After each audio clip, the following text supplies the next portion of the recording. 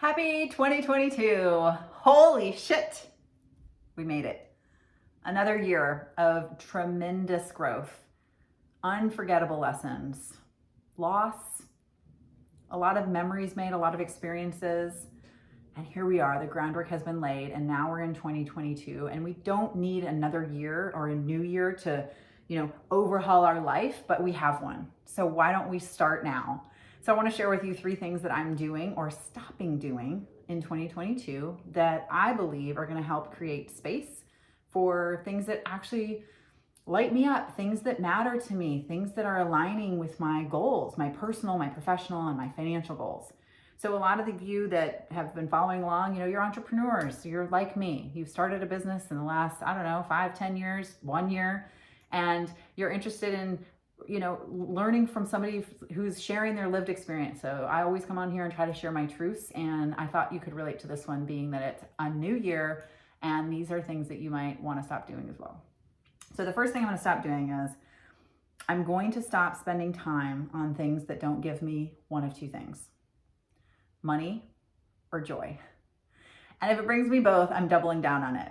So I'm going to stop spending time on doing things that don't bring me money or joy. And I would invite you to do the same. So, I'm really big on the calendar review, and I really want to look back and be intentional about my time. And I don't always do that. I know when I'm in startup business mode, I just spent my time getting in front of whoever I possibly could. And there's validity to that. But I'm not going to do that anymore, because time is precious, it's a non-renewable resource, and I want us all to get super ninja about how we spend our time, who we spend it with, and what it's giving us back, right? So that's number 1. Number 2, I'm gonna stop talking shit to myself. Your version of talking shit to yourself could be a number of things. It could be, it's just, if you're like me, sometimes old memories pop into my head, or something stupid that I said, those kinds of things, which deserve no time or space. They just are memories that pop up, and I can guarantee you if the other person is probably not thinking about it, if it was 4 years ago, 5 years ago, longer. Body image, those kinds of things. I don't know if you got into some bad COVID habits, just pandemic. I was working from home before. I don't know what my excuse was. It didn't change. But this year I'm committing to getting back on the nutritional track and feeling better, more vital in 2022. And I don't want to talk shit to myself while I'm in process, because when you're in pursuit of a goal, it sure as hell feels better than not doing anything about it. So that's number 2. Number 3, I'm going to stop trying to control the things that I can't control. There's a point where I had to get, really trustworthy of the process. I had to surrender and know that things were just going to work out the way they were going to work out, and there was some reason behind it. And even if I couldn't see it then, right in that moment, that it would unfold.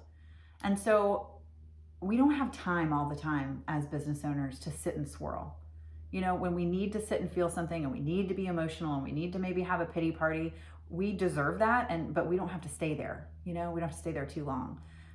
So I think one of the things that is important, really important for me, is to go all in with my mission to serve up as best I can everybody in my audience, whether that's from a CFO team, financial services, speaking, just really doing things in a way that I feel is making an impact. And that's important to me. So I've got to trust and surrender that as long as I stay consistent, as long as I stay in alignment with who I am, that's going to translate. And the things that are for me are going to come my way. Just that energy is going to be drawn in. And the things that aren't, they weren't meant for me anyway. So those are the 3 things I am going to stop doing in 2022, because you know what? When you stop doing things, it creates energetic space. It's just a fundamental.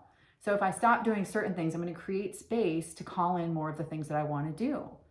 For me, that's speaking, writing, teaching, educating, working with soulful, heart-centered entrepreneurs, and if I've got all this other things that I'm spending time on, I am just shutting that out.